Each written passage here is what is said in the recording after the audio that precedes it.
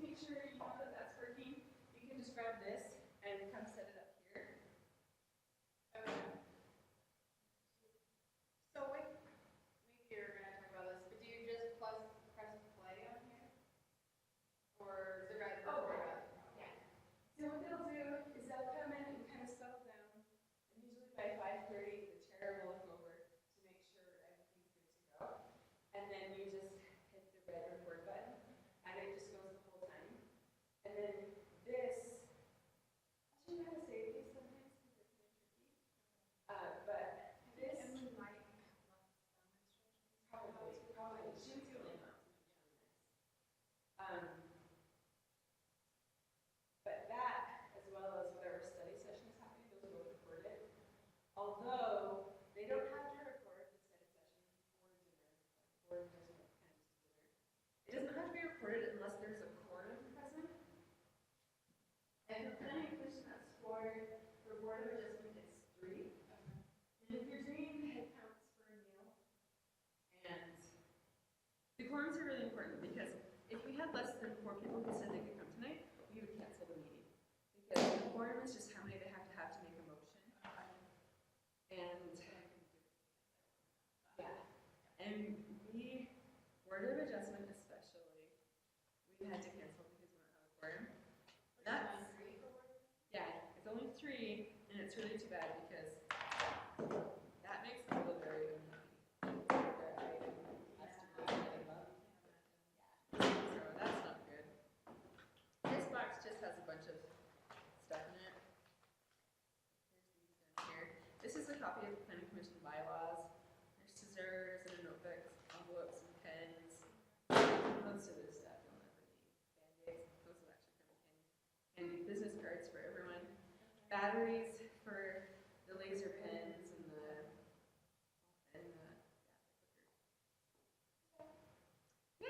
and I've occasionally had a problem where our drives would cut off, so it wouldn't save. So this flash drive is here in case you ever need to. But like I said, you don't have to stay for these. You definitely could if you want. But I would think you probably wouldn't stay. Perfect. Yeah, so next week, hopefully sometime I can talk to you more about doing head counts and agendas. There's a planning commission agenda that's being finalized tomorrow. That'll be the 28th. And I don't know if I will be here enough for that. But we'll see how it goes. Yeah, and you get picked the restaurant, which is nice. Yeah. It has to be in Provo. Okay. And you kind of want to keep it under $15 a person. Okay. Like 10 to 15 range. Usually in December we do a bigger meal for everyone. You won't do this. Right. And you can do like a group catering order, or you can do individual orders, which is a nice way to do it. Because then everyone has their own, and sometimes the staff are kind of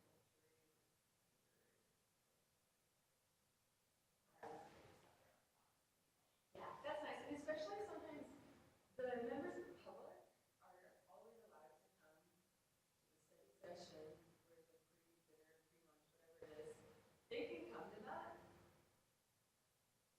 And with one, just as long as they know, like, they're not going to talk about any of the items during that lunch or dinner, but like they can certainly go and sit in. But sometimes they're weird about food. Like this woman came to a Walmart.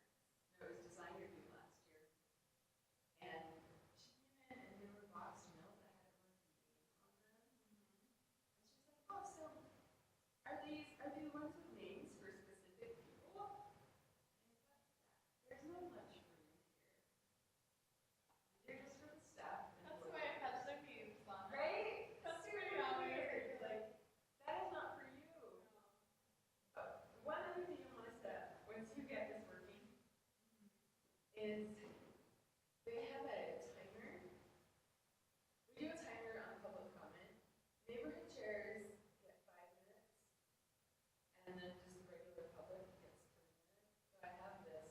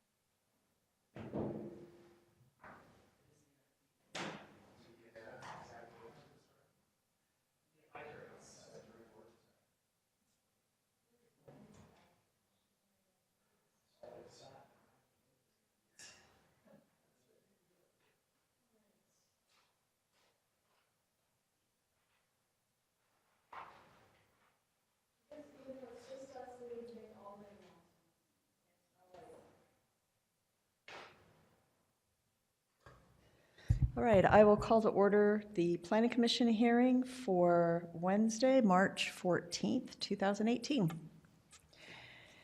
Any of the items on the agenda that are starred are legislative and require a municipal council decision. The Planning Commission will make a recommendation for approval or not.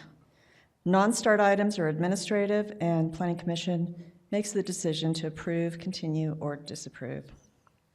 We'll start the evening with a prayer by Mr. Howard and Pledge of Allegiance by Ms. Ellsworth. Let us pray. Our Lord, thy Father in heaven, we're grateful to be here today. We're grateful for the rain. We ask thee to please replenish the water supplies in our mountains. We're grateful to serve each other and with such learned and thoughtful people. We're grateful to be part of such a good community. And we say these things in the name of Jesus Christ. Amen. Amen.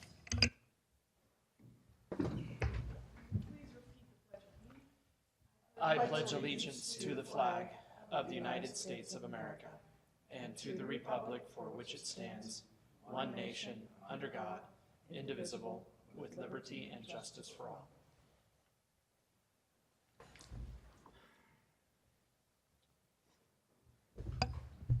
All right, we only have one item on our agenda this evening, and before I read that item in, I'd like the commissioners to state their name and whether they have a conflict of interest with any items this evening. Brian Smith, no conflict. Dave Anderson, no conflict. Deborah Jensen, no conflicts. Andrew Howard, no conflict. Shannon Ellsworth, no conflict. Thank you. All right, item 1 this evening. The Community Development Department requests a text amendment to Section 14.30, supplementary apartment overlay, to adjust the parking standards, and this would have citywide impact. And Austin Corey with Community Development will present this item. Hi, thank you. This is pretty straightforward.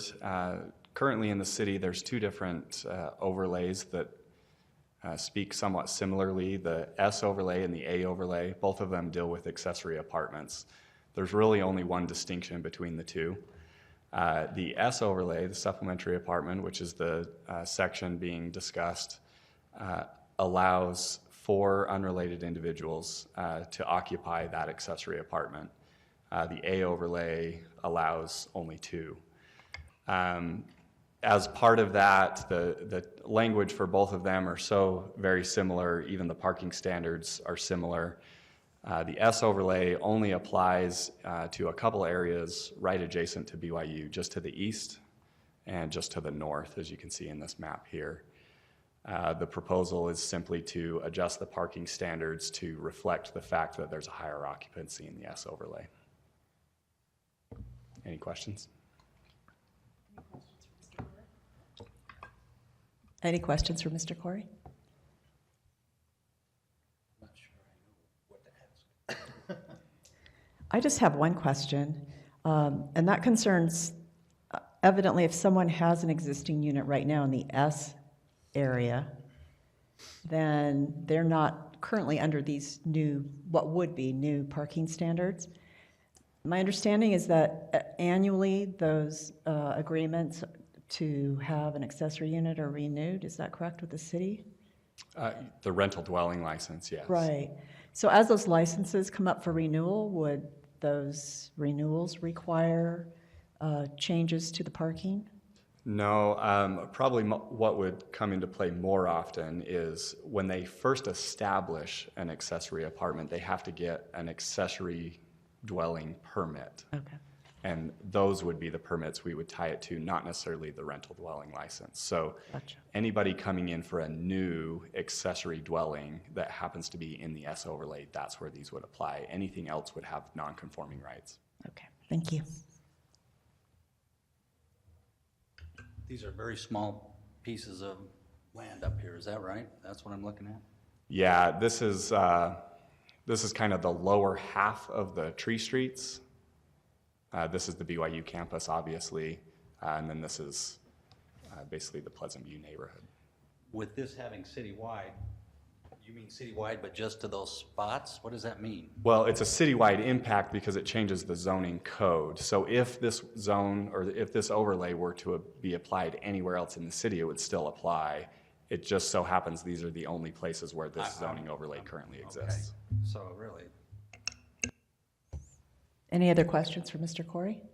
I do have one question just for informational purposes. If you know, sorry, this might be a hard question, but what's the amount of new requests for these kind of dwellings that we get each year or something? I don't know. Is it much, really? Honestly, I don't expect that it would be a much. Now, I don't have a firm number for you. Okay. But both of these areas are fairly well built out. Yeah. Yep.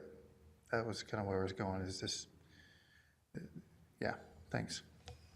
So I guess I have one more question. If let's say there's a property right now in the S zone that has an accessory unit and it's grandfathered under this, so they don't have the new parking requirements. Let's say that property sells and the new owners then want to rent out the unit.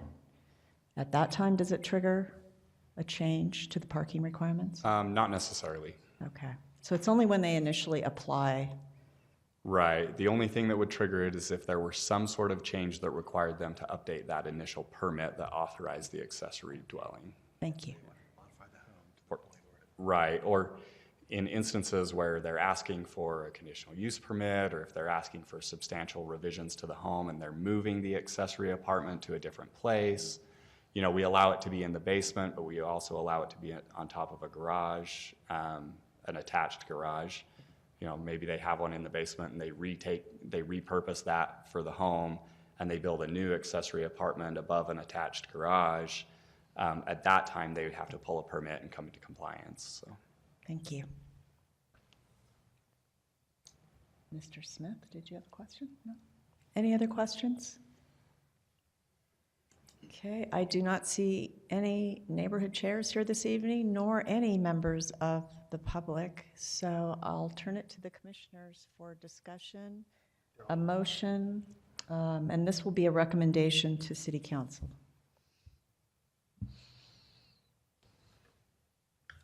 seems like there's very little impact one way or the other with this, and it seems like it's just kind of cleaning up things. Am I right in understanding that?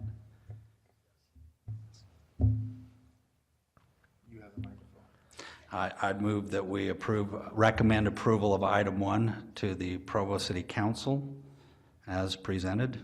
You want me to read it out? Please. Okay. Okay. Let's see. The Community Development Department requests a text amendment to Section 14.30 Supplementary Apartment Overlay to adjust the parking standards, citywide impact, and the staff has recommended approval, and I motion that we recommend approval to the City Council for item 1. Okay, motion by Mr. Howard. Do we have a second? I second the motion. Second by Mr. Anderson. All those in favor of forwarding a positive recommendation to Municipal Council for item 1? Aye. Aye. Any opposed? No. So it's unanimous. We'll forward a positive recommendation to Municipal Council. Right, that is the only item on our agenda for this evening. Do we have a motion to adjourn? I move that we adjourn, but can I touch on something really quickly or bring something up? Yeah. And I do appreciate the brevity of the agenda. I'm going to try not to blow that here. Thank you. Maybe something to talk about in a future work meeting, maybe not. And this might just be the need for staff to help me understand things a little bit better, and we can do that offline. We made a recommendation to approve a zone change for an apartment project on State Street a month or two ago. And I wonder if I remember right, it backs directly to some single-family homes to the north of that, with very little setback between those two. I really appreciate the value of not requiring big setbacks in certain situations, but in my own personal experience, even where you have something with some bulk and mass right next to a yard where you're trying to grow things and different things of that nature, where you're in a shadow, there's some impact there that I think might be adverse to the neighbors. I wonder if that's something maybe we could just kind of talk about in a work session and see if there's some value in maybe modifying setback requirements or different things like that in some of those situations, so.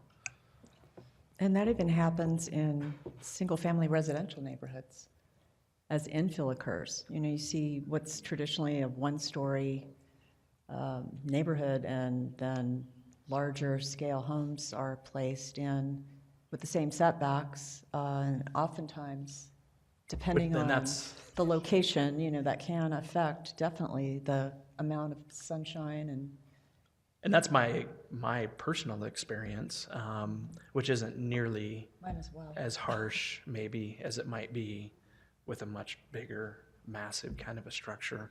And I understand that, you know, sometimes there are just growing pains too that are kind of part of the process of implementing, you know, changing land uses and that sort of a thing. But I wonder if, again, there's just some merit in kind of talking that through. Good study session topic, I believe. Yeah, I think.